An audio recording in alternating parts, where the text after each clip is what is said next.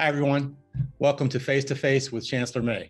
I'm excited to be here talking with students and faculty and staff innovators about what they're working on and how they're making a difference in the real world. UC Davis senior and cognitive science major, Akshita Gandra, is not afraid of taking on big issues.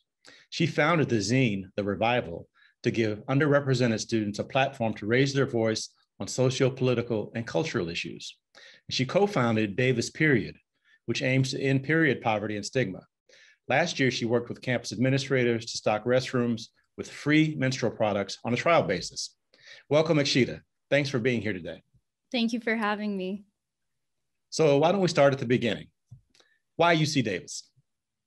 That's an interesting question. I think I remember when I was a senior in high school, I had been deciding between a few different colleges. And for me, the biggest thing about Davis when I'd applied is I think it has so many different majors. I think it's one of the most comprehensive universities in terms of the options that are available. And I actually came in as a biochemistry major before I switched over to cognitive science. Mm-hmm. And I think the College of Biological Sciences was a big plus point for me. But I remember the day that I decided to SIR here, I was sitting at one of the benches near a bike path, I think between Segundo and the Silek area. And I just remember watching students go by and I thought, this is exactly where I want to be. I think the atmosphere is just so incredible. That's terrific. What's one thing you're feeling really positive about right now?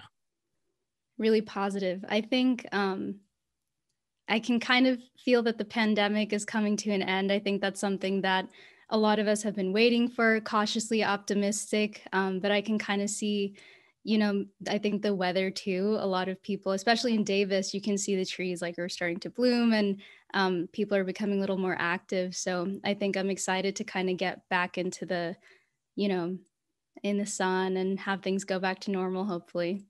Yeah, spring is always great. And we all can see the light at the end of the pandemic tunnel. So that's terrific. What was something that you had to overcome this year or this quarter, besides the pandemic, of course? Mm-hmm. I think something interesting that's related to the pandemic, but not exactly that, is trying to find a balance between kind of pursuing my passions and ambitions and all the things that I've wanted to do, but also kind of learning how to practice self-care and get into a different kind of routine, especially with classes being virtual, and Revival and different organizations that I'm in have also gone virtual. So trying to, for myself, as well as all the members of those organizations, giving people the time and space that they need while also helping everyone still have those platforms and an opportunity to do things that they enjoy doing. So for myself and others. Mm-hmm. Well, tell us about those passions, the Revival, you mentioned it. Why did you start it and how's it going now? So with Revival, that's something that I had been thinking about since I was a freshman. I took a seminar, journalism and biology, and that kind of taught me a little bit about how to start a publication, how that works. And then I wrote for the California Aggie, and I really enjoyed that experience. I wrote about socio-political issues, and then I realized that while that was an amazing experience for me, there wasn't really an existing platform like that, especially through the lens of feminism, specifically for women, but also all underrepresented students. And I think that's something I spoke to some of my professors about. I spoke to other students, and it's something that grew out of that, kind of like a revival of, these different sentiments and being able to create change, have an impact, and give people their voices back. And that's been going great. I think we've actually experienced a surprising amount of growth in the past year. In some ways, I think everything being virtual and online has actually brought people closer together because it makes it easier to connect with other college students across different geographic locations and boundaries too. Great. That helps me understand the name Revival now. Thank you. Mm-hmm. You also co-founded Davis Period, the club that's focused on ending the stigma of period poverty. Can you tell people what period poverty is and tell us more about that effort? Definitely. I think period poverty is something that I actually hadn't been too educated about until I came to college. And It's basically that so many people don't have access to menstrual products. There are so many menstruators who unfortunately either cannot afford these products or just simply don't have access to them. And that's actually still a problem on college campuses as well. There's different centers near Davis and Sacramento, but for us, one of the biggest things was being able to offer resources to students here. So it's a little bit of trying to break down that stigma of talking about periods, because it's something that's so important, and something that we should be more understanding of, through our workshops and educating people, offering, resources, as well as just offering products through the campus bathrooms or different locations and hosting drives to collect them. That's terrific as well. So you got the Revival, you got Davis Period. I can imagine how busy you must be also trying to get through your degree. Why take on all this extra work? I think that's something that, for me, I think, whenever something has kind of drawn my interest or there's something that I was passionate about, I started to get more and more pulled into it. I started seeing all these different opportunities. I think one of the most rewarding things that you can do is use whatever skills you have to try and create some kind of lasting impact, because I think there's so many different issues. It's often easy to feel a little bit overwhelmed or hopeless about things, but honestly, doing any part that we can does have some sort of impact. And even if something you do affects one person, I think that is one of the greatest feelings, and it also just adds a little bit of positivity in general. And I think that's something, especially when we're in college and we have this many resources, it's one of the best times and best opportunities to go and just try something new, whether it's starting an organization that addresses that or just doing something individually. So it felt kind of like a perfect opportunity to do something just good for different people. Well, that's really impressive. I'm glad you're doing it. Now tell me, what's your favorite thing about being an Aggie? My favorite thing, I think the people. That's something that I think the atmosphere is created by the people here, but I've never met people who are as genuinely kind as Aggies and as hardworking. I've never had an experience where in one of my classes I felt completely lost, because students were just so helpful, with, studying together, pointing you towards the right resources, just offering advice. And I think, I've had so many older Aggies who have been amazing role models for me. Now that I'm a senior, I'm trying to kind of pass it on as best I can, but I have so much to owe to all these different students who have kind of paved the way and also just been really helpful shoulders to lean on throughout my journey here. That's very inspirational. Actually, we're going to use you in one of our recruitment videos before you know it. Awesome. Definitely. Now, this is my favorite part of the show. It's called the hot seat. Mm-hmm. So I want a one-word answer for each of these. You ready? Definitely. Mm-hmm. Okay, here we go. Favorite hangout spot? Favorite hangout spot?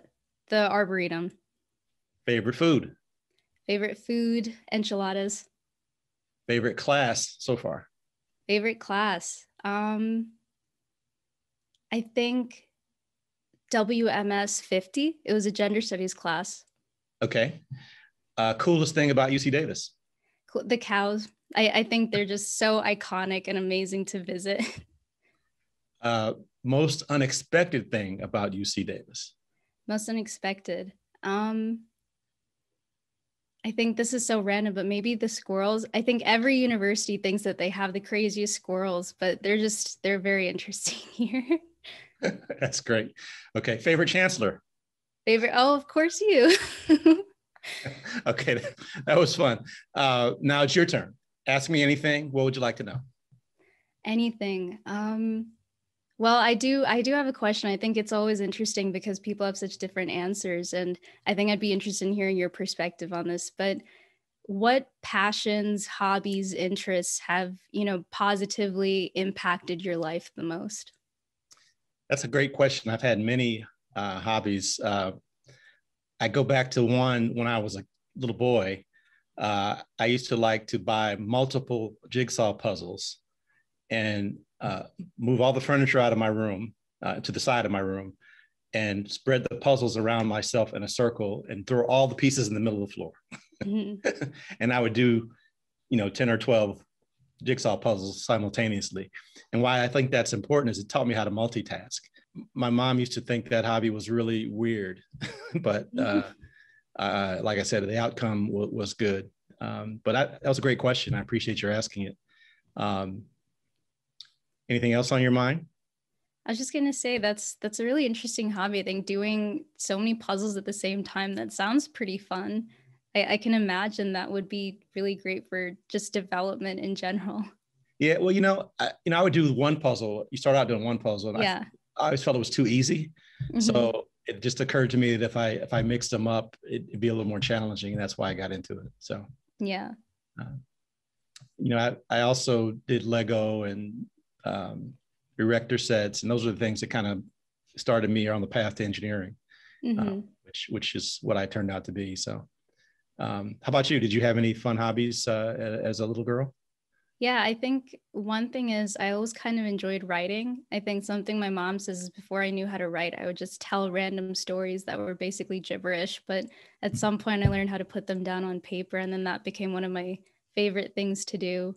Yeah. And then I also used to, build some things. I remember there was this magnetic kind of roller coaster thing where you could have marbles that would, go down. You could build it in different configurations. And I think that's also what got me a little bit more into not engineering specifically, but a little bit of, computer science and putting things together, that Mhm. side. Yeah, and the writing. Now you're doing the revival, right? So Hmm. it all fits together. Uh, Definitely. Well, I want to thank you, Akshita, for joining us on this episode of Face to Face. I want to thank all of our viewers out there who are watching. This is fun. Hope to see you around on campus and wish you the best of luck. To everyone out there, bye-bye. Absolutely. Thanks for having me.